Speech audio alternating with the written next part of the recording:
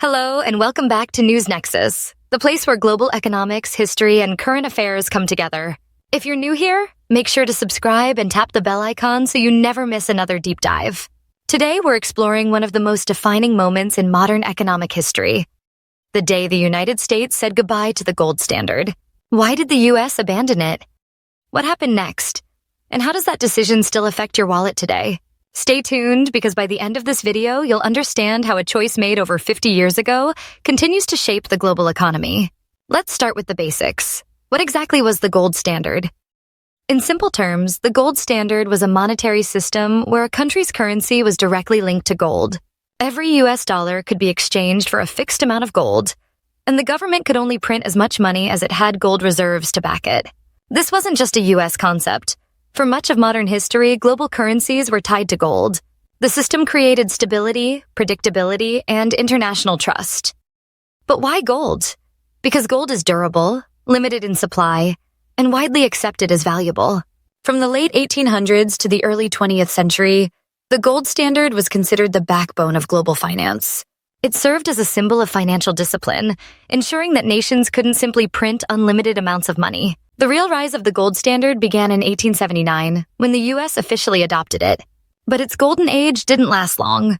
World War I shattered the system. Nations abandoned gold to fund their war efforts, printing more money than their gold reserves could cover. After the war, the global economy was in ruins. But in 1944, at a conference held in Bretton Woods, New Hampshire, world leaders designed a new system, the Bretton Woods system. This was a modified version of the gold standard. Instead of backing every currency with gold, the US dollar became the world's reserve currency, and the US promised to redeem dollars for gold at a fixed rate of $35 per ounce. Other countries pegged their currencies to the US dollar, and the dollar was backed by gold. This system helped rebuild the post-war economy and established the US as the world's financial leader. Fast forward to the 1960s and early 1970s, so cracks in the system began to show.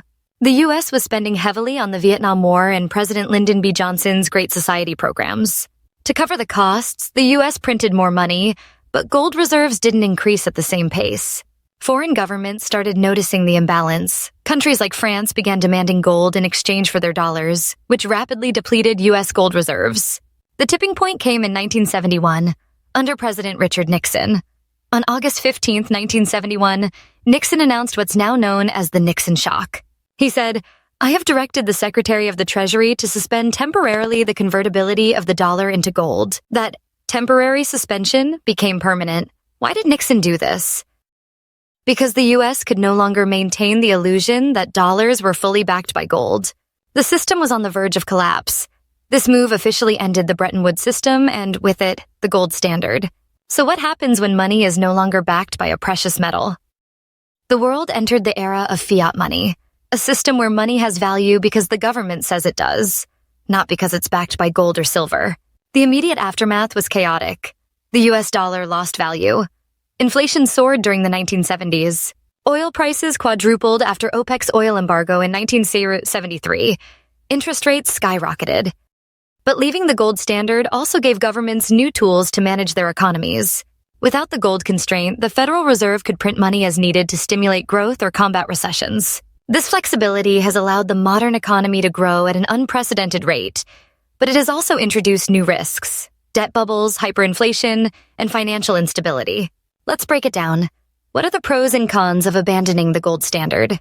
The pros include greater control over the money supply, the ability to stimulate economic growth during crises, more fluid currency exchange for global trade, and the freedom for governments to adjust interest rates as needed.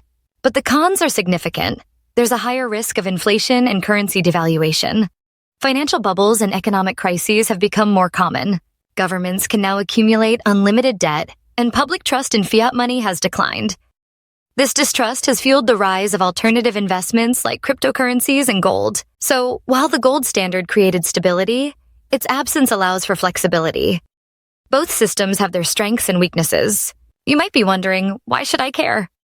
The gold standard ended decades ago. Here's why. Every time you hear about inflation, debt ceilings, or central banks printing money, you're seeing the consequences of leaving the gold standard. And let's not forget the rise of Bitcoin, gold investing, and digital currencies. All modern attempts to create new standards for money. driven by a growing mistrust in fiat currencies. If the gold standard still existed, your savings, wages, and investments would behave very differently.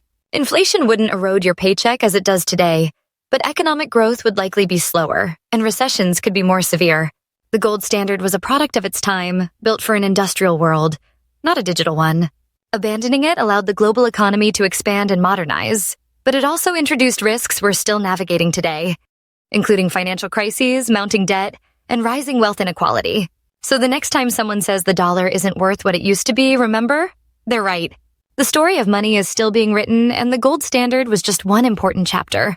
Thanks for watching this deep dive. If you found this video helpful, don't forget to like, share, and subscribe to News Nexus for more smart, straight-to-the-point economic explainers. Until next time, stay curious.